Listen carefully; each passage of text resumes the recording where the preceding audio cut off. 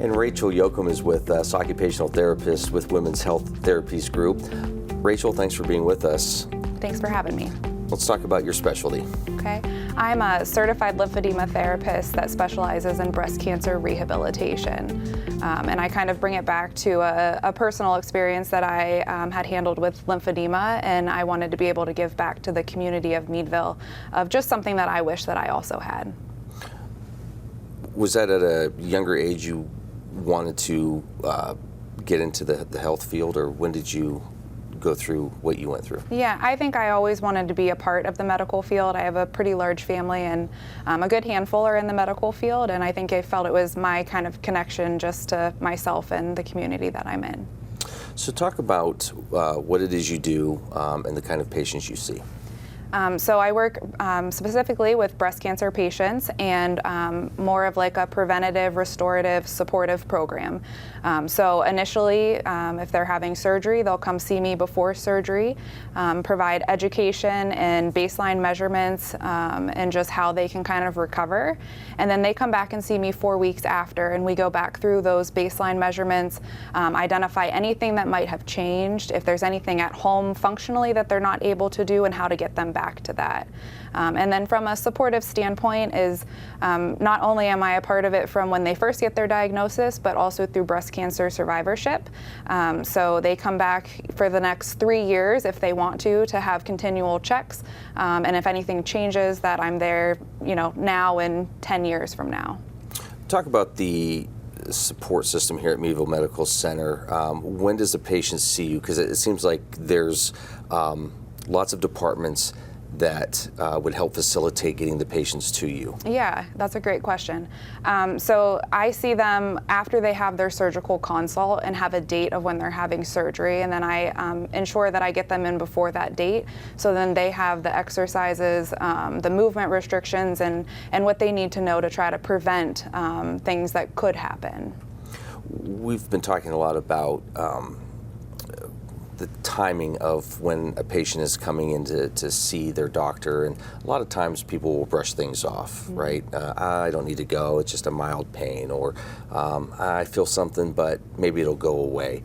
The reality is, if somebody is experiencing anything, they should have it looked. Better be safe than sorry. Yeah, absolutely. And any change, contacting their doctor, letting their doctor do the evaluation, and then allowing them to put the referral into where that may be. And so, something specifically to myself, I think that it's really easy to compensate and just to live with, the condition that you have. So, example, if your range of motion is not as good after surgery, but isn't necessarily causing pain, that is something that I can help with. I can help with scar tissues and healing and appearance of those, mobilization of the tissue across the chest wall so that you can reach high with both of your arms to be able to do those functional tasks at home. And it's never too late to come in and have an appointment for that.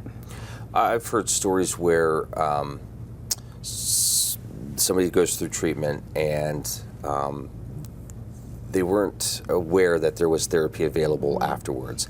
They receive therapy and it's almost life-changing. Talk about that aspect of it. Yeah, I can think of several examples of women that I've met who have lived with not being able to do what they loved at home. So whether that be outside yard work, inside, crafts, sewing, swimming, whatever that may be, and they weren't able to do that for a long time. And then they came to therapy and regained what they used to have and are now back to doing all of those leisure tasks again. So I think it's important to know that there is no time frame of when the right time is to come, especially if you have a new onset of difference. From the prevention part to maybe the discovery to a patient maybe spending time at Yolanda G. Barco Center, to then the therapy side of it. Yeah. There's really a lot of aspects to this, and we've learned through these conversations that the technology is amazing that's offered here at Meadville Medical Center, from detection to treatment and then the aftercare and therapy.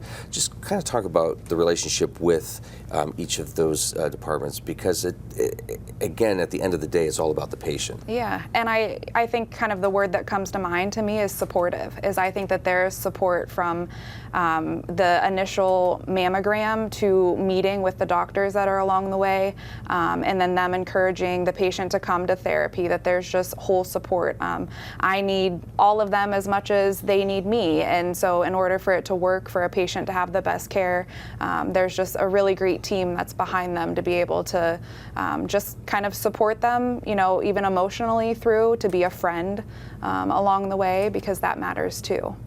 Is a patient coming to you during treatment, following treatment? At what stage are they coming into your office? Yeah, all stages. And so a lot of that is up to the doctor. Of if someone has the onset of lymphedema before they have surgery, they would put the referral in to come see me, or pain in their shoulder, anything that is related to that prior to surgery. And then after surgery, I automatically schedule the patient for a 4-week follow-up, and then we develop a plan of care specifically tailored to them.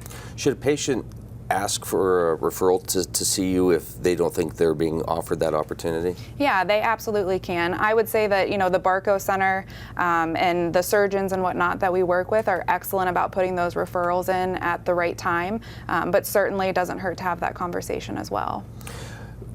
We've learned a lot about just patient care, and I know it sounds sort of cliche to say, it's not, a patient, it just isn't a patient or a number. They're a person. You see them out in the community. Yeah.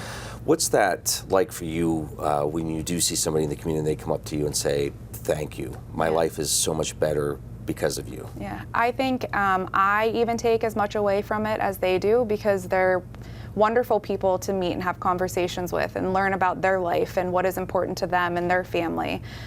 So, often embracing and hugs in the community, because they're a part of your life, not just a patient.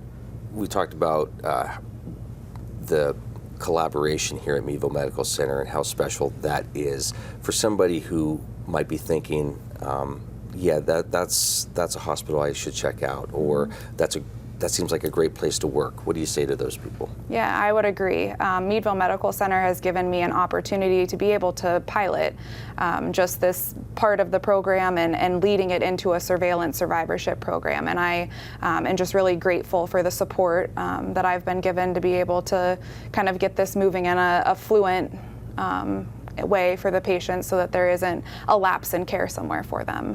And for the Women's Health Therapies group itself, talk about how special that is. Yeah, friendship. So, I think we're all really close to each other, and we all have our own specialties, and we know that we can bounce ideas off of each other and just really tailor it to the individual that's coming, not only to address what they're mainly coming for, but is there something that is even past that we can help with to make their experience even better.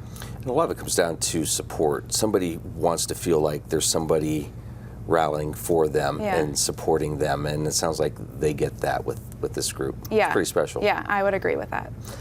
At the end of the day, what do you do to relax? Oh, I would say just being home and with family. I do kayaking, outside stuff, and I have a dog that I love very much, and so, just kind of taking the day to do that. We live in a pretty special place, don't we? Yeah. And it sounds like it's a pretty special group. Yeah. So, and again, if you have any questions, you can go to the website to learn more. Thank you for your time. Thank you for having me.